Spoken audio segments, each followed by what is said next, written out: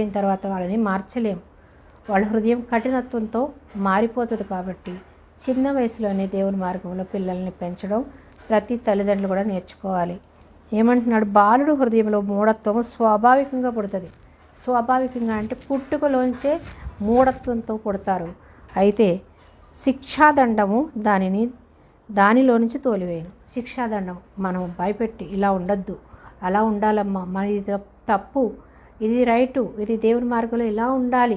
శిక్ష అంటే కొట్టేయడం అని కాదు. అక్కడ మనం నేర్పించాలి. ఇది తప్పు, ఇది రైటు అని మనము నేర్పించాలి. అదే ధర్మశాస్త్రం ఎలా ఉంది?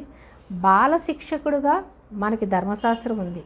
ఇది తప్పు, ఇది రైటు అని ఎలా అయితే ధర్మశాస్త్రం నేర్పిస్తుందో అలాగే తల్లిదండ్రులు కూడా పిల్లలకి ఒక బాలులకి శిక్షకుడుగా తల్లిదండ్రులు ఎలా అయితే ఉంటారో ధర్మశాస్త్రం కూడా బాలురైనటువంటి వారికి